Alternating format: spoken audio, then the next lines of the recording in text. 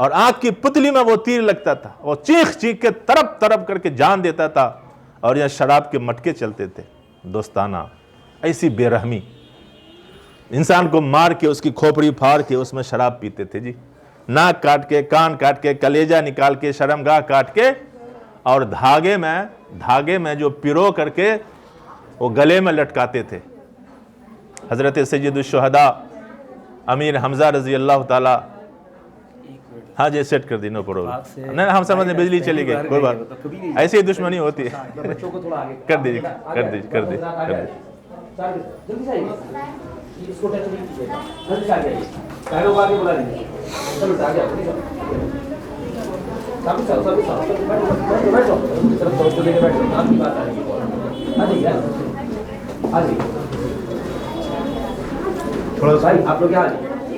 ادھر بھی جگہ، ادھر بھی آ جائیے، مرد وغیرہ ادھر آ جائیے، جگہ آئیے، وہ خواتین کے لیے چھوڑ دیجیے، اس کو ہٹا دیجیے تپائی کو، مولانا تپائی سامنے والی ہٹا دیجیے، لمبے سائڈ والی ہٹا دیجیے، تپائی ہٹا دیجیے، جگہ کشادہ ہو جائے گی۔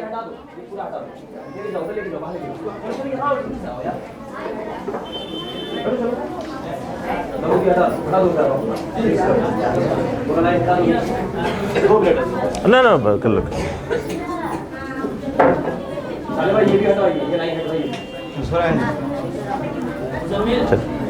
وہ رہنے یہاں ایک طرف ایک طرف پھیر کے، ٹھیک، ہاں ایک طرف کھلانے دیں، ایک طرف جی، دو ہاتھ جگہ کھل گئی نا جی، ایسے ہی ہوتا ہے، پروگرام میں لائٹ جاتی ہے، میں خراب ہوگا، ایسے ٹھیک رہے گا ہر جگہ کیا جی، شیطان کے تسلط ہر جگہ ہے نا۔ سارے بھائی ترتیب ہو گئی، شروع کریں گے، چلے بیٹھیے، کیسے بتائیے، بیٹھیے۔ مجھے ہے حکم ازا لا الہ الا اللہ، اس میں تو کچھ ہے نہیں، میں کھڑے ہو جاتا ہوں تو کچھ نہیں، اچھا لگا، آواز دور تک پہنچ جائے، چہرہ تھوڑا کالا پڑ جائے گا، ایسے ہی کون گو رہا ہے، لائیو ہو رہا ہے لیکن ریکارڈ ہو رہا ہے جی۔ اللہ اکبر جی، ٹھیک ہے، توجہ دیجیے توجہ دیجیے، وقت ہمارے پاس کم ہے، جانا بھی ہے، تو کیا کہہ رہا تھا میں، ہاں ظلم اپنے عروج پر تھا، شباب پر تھا، سمجھ رہے نا، اور جذبہ انتقام، بدلہ لینے کی جو ٹیس ہوتی تھی، بدلہ لینے کا جو ٹیس، تسکین انا، اپنی انا کو، ناک کو، اتنا تھا کہ آپ کو پتہ ہے اوس اور خزرج مدینے کے دو قبیلے تھے، صدیوں لڑائی چلی، ہمارے نبی جب تشریف لائے ہیں تو آپ نے شیر و شکر کیا، ملایا۔ کیوں لڑائی ہوئی تھی جی؟ لڑائی اس لیے ہوئی تھی کہ گھڑدوڑ ہو رہا تھا، گھوڑے کو دوڑا کے گھڑدوڑ مقابلہ ہوتا ہے، کس کا گھوڑا آگے بڑھے، تو ایک آدمی کا گھوڑا پیچھے ہو گیا، وہ بڑا قبیلے کا سردار تھا، تو بڑا آدمی کا گھوڑا دوڑنے میں پیچھے ہو گیا، جب دوڑے گا نہیں تو پیچھے تو ہونا ہی، اور جو چھوٹا آدمی تھا اس کا گھوڑا آگے بڑھ گیا، اب اسی پہ لڑائی شروع، بس چھوٹی سی چیز ہے جی، ایسی لڑائی چلی صدیاں، کہ جب مرتا تھا آدمی تو اپنی اولاد کو بولا کہ وصیت کرتا تھا، دیکھو میں تو جا رہا ہوں دنیا سے، تم کچھ کرو میرے بعد یا نہ کرو، فلاں آدمی سے بدلہ ضرور لینا، تم سوچو، یعنی میں یہ کہہ رہا ہوں جذبہ انتقام کا جذبہ، اس میں جلتے بھن رہے لوگ ہوتے، دشمن پہ اگر قابو ہو جاتا، دشمن پہ، تو پیٹ چیرتے، ناک کاٹتے، کان کاٹتے، آنکھ نکالتے، کلیجہ نکالتے، شرمگاہ کاٹتے، اور اس کو دھاگے میں پیرو کے تسبیح کے دانے کی طرح گلے میں لٹکاتے تھے، یہ تاکہ ہمارے اندر کے جو وہ ہے وہ ٹھنڈی ہو۔ کیا گنائے جی، عجیب ماحول تھا، معاشرہ تھا، ہر برائی میں آگے تھے، لیکن جب اسلام آیا، اسلام کا سورج جب غار حرا سے طلوع ہوا، تو سب سے پہلے اسلام کو کیا کہنا چاہیے جی؟ شراب مت پیو، قتل مت کرو، ظلم مت کرو، لا تشرب الخمر، لا تزنی، لا تقتل النفس، یہ سب کہنا چاہیے؟ نہیں، سب سے پہلے اسلام نے آنے کے بعد جس پہ بند باندھا ہے، جہالت کی بند باندھا ہے، اور جس کا حکم دیا ہے علم کی روشنی کو، اقرا، پہلی آیت کیا ہے بھائی؟ اقرا. کیا مطلب اقرا کا؟ پڑھو. اس کی ضد کیا نکلے گی؟ جہالت سے دور رہو، جاہل نہ بنو جی. اقرا کی ضد اور اپوزٹ خود بخود ایک حکم ایجابی ہوتا ہے، ایک حکم سلبی ہوتا ہے اصول فقہ کے قاعدے کے اعتبار سے. تو حکم ایجابی اقرا ہے اور اس کا حکم سلبی خود بخود ہے کہ جاہل مت بنو. اچھا پڑھو. کیا پڑھیں جی؟ کیا پڑھیں؟ بسم ربک. یہ ہے جی اسے تربیت کی پہلی اینٹ. پڑھو. حکم تو ہو گیا پڑھو. پتا چلا کہ اسلام کی نظر میں زنا سے بھی زیادہ بدتر جاہل رہنا ہے. اسلام کی نظر میں شراب نوشی سے بھی زیادہ غلیظ اور سنگین اللہ اور اس کے رسول، قبر اور حشر اور دین اور شریعت سے ناواقف رہنا ہے. حکم دیا اسلام علم کا، روکا جہالت سے. اگر جہالت سے زیادہ سنگین کوئی گناہ ہوتا، جہالت سے زیادہ سنگین زنا ہوتا، قتل ہوتا، شراب نوشی ہوتی، تو اس کو روکتا اسلام جی؟ نہیں. اسلام جہالت سے روکا. سب سے سنگین گناہ اسلام کی نظر. اور آپ کو پتہ ہے سب ماشاءاللہ اہل علم ہے، بچے بھی پڑھتے ہیں مدرسے میں، جو لوگ کفر کی حالت میں مریں گے وہ خالدین فیہا ابدا، ہمیشہ ہمیش جہنم میں جائیں گے. جو کفر کیا، جن کے پاس ایمان نہیں ہوگا، کفر کی حالت میں مریں گے، ان کی بخشائش نہیں ہوگی، ہمیشہ کے لیے جہنم میں جائیں. کیوں؟ اس لیے کہ وہ یہ نہیں جانتے ہیں کہ اللہ کون ہے، محمد کون ہے. صرف اسی لیے تو جہنم میں جائیں گے. نہ جاننے کو جہالت کہتے ہیں. اور کس کو جہالت کہتے ہیں جی؟ تو پتا چلا صرف جہالت کی وجہ سے وہ جائیں گے جہنم میں ہمیشہ کے لیے. کوئی معمولی چیز ہے جہالت؟ نارمل چیز ہے جی. اتحسبونہ حجنا وہو عند اللہ عظیم. نارمل لوگ ایزی لیتے ہیں، آسان لیتے ہیں جی. وہو عند اللہ عظیم. اس کی سنگینی بہت ڈینجرس، بہت خطرناک. تو پڑھو. اقرا. اقرا کی آواز آئی، پڑھو. کیا پڑھیں؟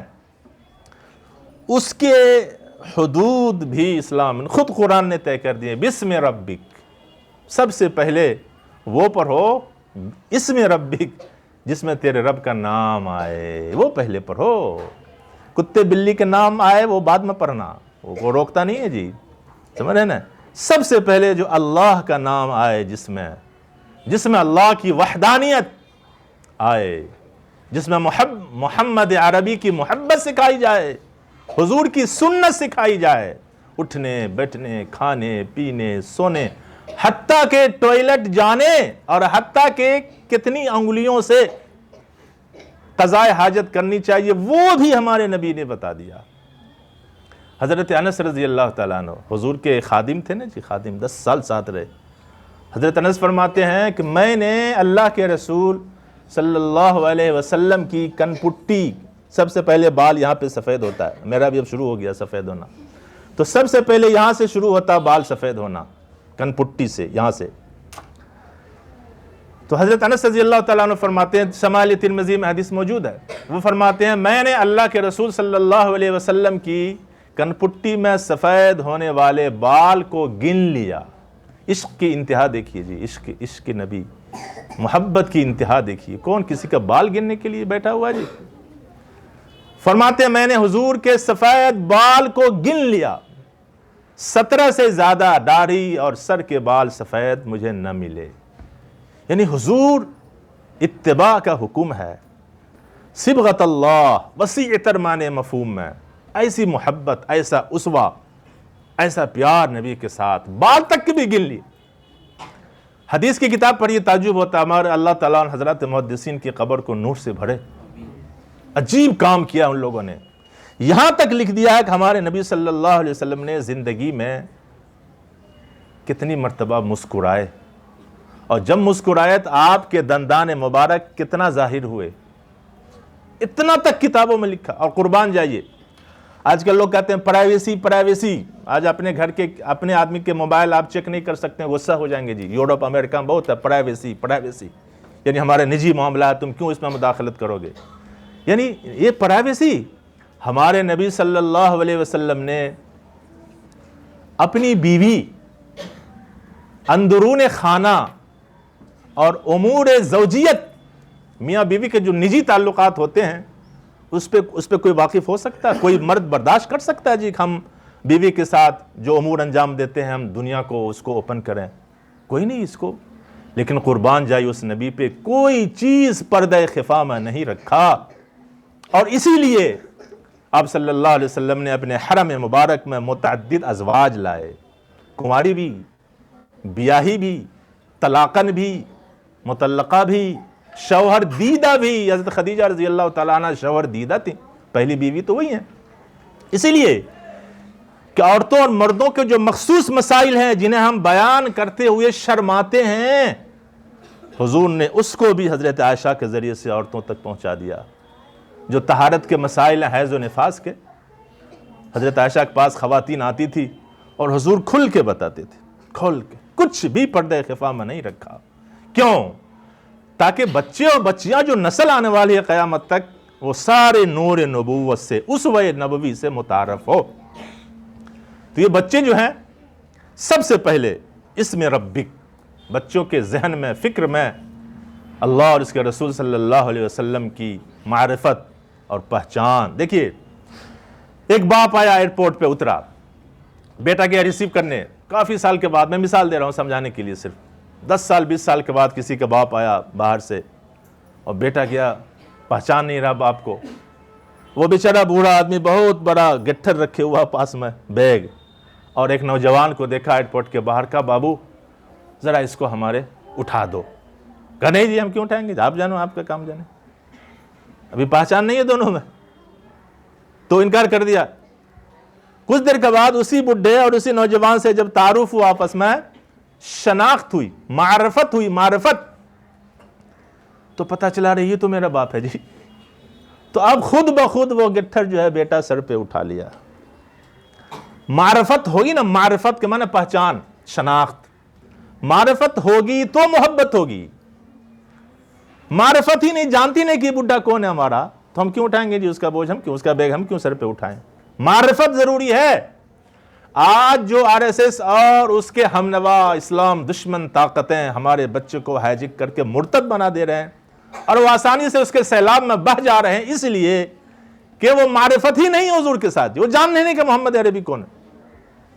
معرفت قائم ہوگی کہاں؟ یہ مدرسے میں معرفت قائم ہوگی، ان مدرسے کی بوریوں پہ. دیکھو مستری جو ہوتا ہے، جو گھر عمارت بناتا ہے، یا بڑھئی جو یہ بنایا بڑھئی اور یہ ڈائس بنایا بڑھئی، نجار، اس کے اوزار ہوتے ہیں، اس کے ہتھیار ہوتے ہیں جس سے چھیل کے، کاٹ کے اور چکنا کر کے ٹھونکتا ہے، میخ ٹھونکتا ہے. تو اپنے اوزار کی ہر حال میں حفاظت کرتا ہے. آندھی چلے، طوفان چلے، سیلاب آئے، بارش آئے، قیامت آئے، کچھ آئے، اپنے اوزار کی، اپنے آلات اور اسلحے کی حفاظت کرتا ہے. اللہ تعالیٰ نے قرآن پاک کی حفاظت کا وعدہ فرمایا نا، اِنَّا نَحْنُ نَزَّلْنَا الذِّكْرَ وَإِنَّا لَهُ، وعدہ فرمایا کہ ہم قرآن کی حفاظت کریں گے. تو اللہ دنیا میں آئیں گے اتر کے حفاظت کرنے کے؟ اللہ تو جسموں سے پاک ہیں جی، اللہ تو اعضاء و جوارح سے پاک ہیں. تو اللہ دنیا میں قرآن حفاظت کرنے کے لیے کیسے اتریں گے؟ کیا شکل ہے حفاظت کی؟ سوچنے کی بات ہے، سوچیے، کبھی غور کیجئے. کیسے اللہ حفاظت کریں گے جی؟ اللہ تو آئیں گے نہیں، تو حفاظت کی کیا شکل ہوگی؟ تو حفاظت کے اوزار اور ہتھیار اور اسلحے جس اللہ قرآن کی آخری کتاب کی حفاظت کریں گے قیامت تک، وہ اوزار اور اسلحے اور ہتھیار یہ ہیں معصوم بچے اور بچیاں. ان کے ذریعے سے اللہ تعالیٰ قرآن پاک کی حفاظت کریں گے. تو یہ بچے اللہ پاک کے حفاظت قرآنی کے وعدے کے آلات ہیں، اور کوئی دنیا کے انسان بھی اپنے اوزار اور ہتھیار کو ضائع ہونے نہیں دیتا ہے، حفاظت کرتا ہے. اسی لیے اللہ تعالیٰ ان حفاظ کی، علماء دین کی حفاظت کرتے ہیں، اسی لیے حفاظت کرتے ہیں اللہ سبحانہ الحمدللہ، اسی لیے اللہ سبحانہ وتعالی حفاظت کرتے ہیں. دیکھو 3 مراحل ہیں. ہمارے نبی صلی اللہ علیہ وسلم پہ جو وحی نازل ہوتی تھی، جبرائیل وحی لے کر کے آتے تھے، تو آپ صلی اللہ علیہ وسلم جبریل کے ساتھ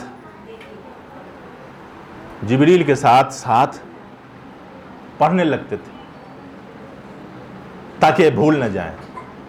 جبرائیل قرآن لے کے آتے تھے وہی اور پڑھ کے سناتے تھے حضور کے پاس, اور ہمارے حضور صلی اللہ علیہ وسلم جبریل کے ساتھ ساتھ پڑھنا شروع کر دیتے تھے تاکہ بھول نہ جائیں.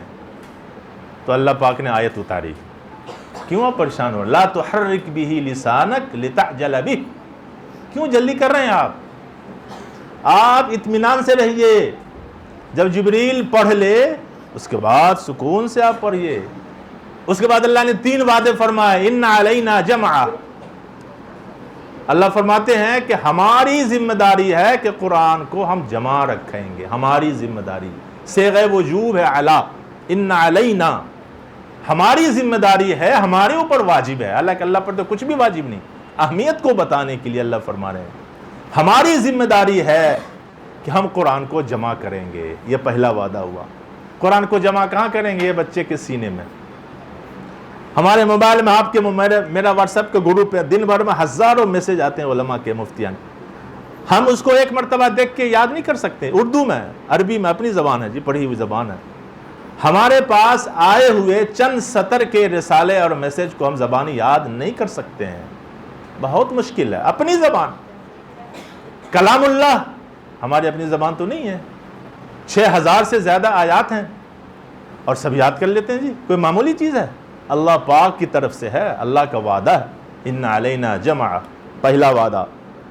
دوسرا وعدہ وقرآن, کہ قرآن کو صحیح ترتیل کے ساتھ پڑھانا, ترتیل کے ساتھ, حدر کے ساتھ, جو قواعد ہیں اصول تجوید اس کے مطابق پڑھوانا ہماری ذمہ داری. وہ دوسرے نمبر پہ حافظ بن کے بچے جا کے حفظ پڑھتے ہیں, حفظ عربی پڑھتے ہیں, تجوید کرتے ہیں, شعبہ تجوید, وہ اللہ کے دوسرے وعدے کی تکمیل کا مظہر ہے. اور تیسرا وعدہ اللہ فرماتے ہیں ثم ان علینا بیانہ, پھر ہمارے ذمے قرآن کی تشریح, قرآن کی توضیح, قرآن کی تفسیر,